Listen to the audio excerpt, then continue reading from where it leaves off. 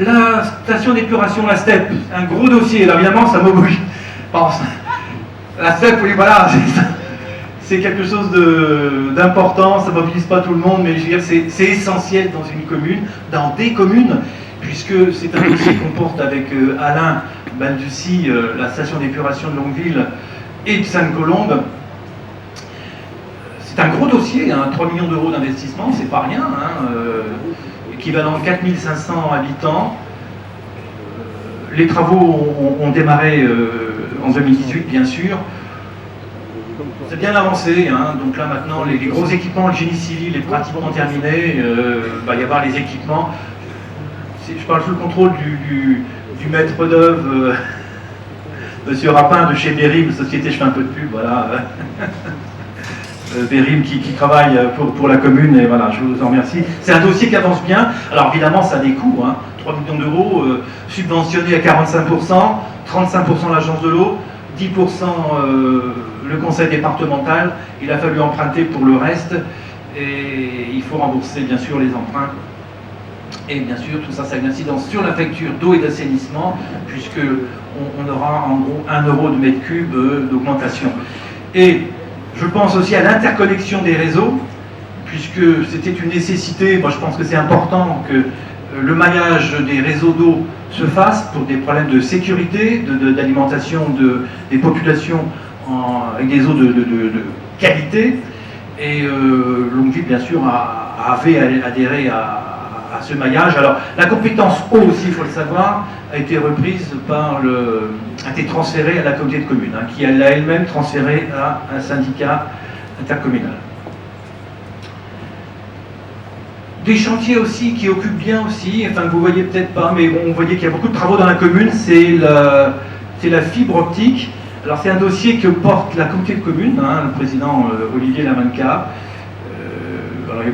C'est un beau dossier, la fibre optique, c'est important, hein, que toutes les communes soient fibrées, parce que c'est aussi l'avenir, le numérique, enfin tout ce qu'on peut faire en termes de travail sur le numérique.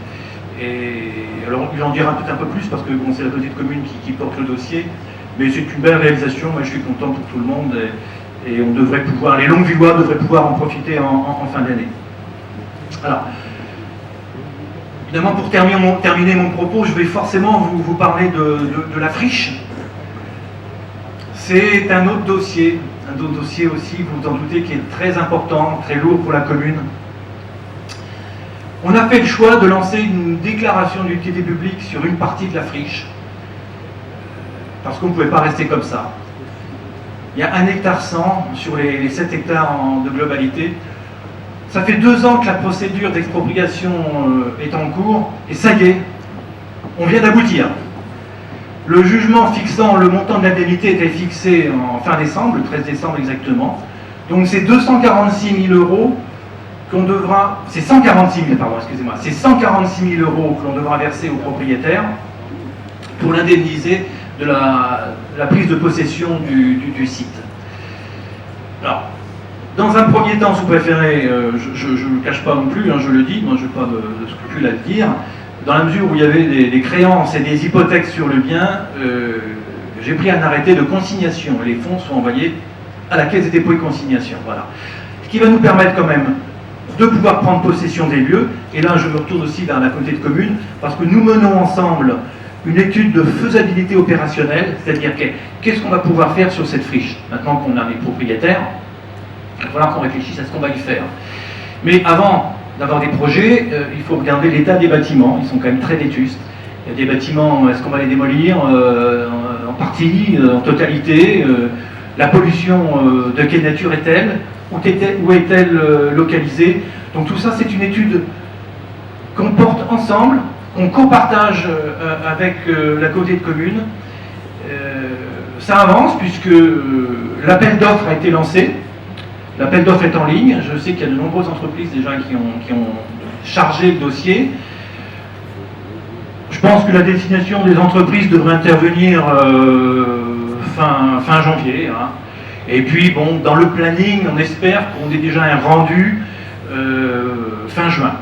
Un rendu de savoir ben, qu'est-ce qu'on peut faire? Qu'est-ce qu'il faut qu'on fasse? Alors, une fois qu'on aura un plan de gestion, c'est-à-dire qu'on lui dit, ben, cette partie-là, il faut la démolir, cette partie-là, vous pouvez la garder, cette partie-là, vous pouvez rien faire, c'est trop pollué. Voilà. En fonction de tous ces éléments-là, on établira une programmation. Une programmation, qu'est-ce qu'on y fera? Alors, il y a des idées qui courent, hein. On a fait faire une étude par des étudiants, enfin, on a tous des idées, mais il faut être pragmatique et il faut des sous. Hein. Donc on ne va pas non plus se prendre trop là. On verra quand même. Enfin, on est ambitieux, il faut de l'ambition pour ce site. L'idée, c'est quand même de ne pas tout démolir, de tout raser, parce que c'est quand même, même si ce n'est pas un patrimoine historique, mais il y a quand même du cachet, du caractère. Il y a des bâtiments qu'il faut quand même qu'on conserve. Je pense notamment à l'ancienne menuiserie, hein, qui est remarquable. C'est un bâtiment remarquable. Voilà. Donc ça avance bien, on travaille avec la commune et je m'en réjouis. Voilà pour la friche, hein, donc je n'en dirai pas plus aujourd'hui. Pour terminer mon propos, je voudrais tout simplement vous informer, faire part d'un choix. Vous le savez tous, vous avez entendu le président de la République qui appelle à un grand débat national, qui appelle les maires qui le veulent, hein. Les maires ne sont pas obligés, ce n'est pas une contrainte, mais les maires qui le souhaiteront pourront organiser un grand débat sur les problématiques qui ont déjà été un petit peu pistées, mais aussi, moi, dans un cadre de démocratie participative, parce que c'est important que les gens puissent s'exprimer, donner leur point de vue.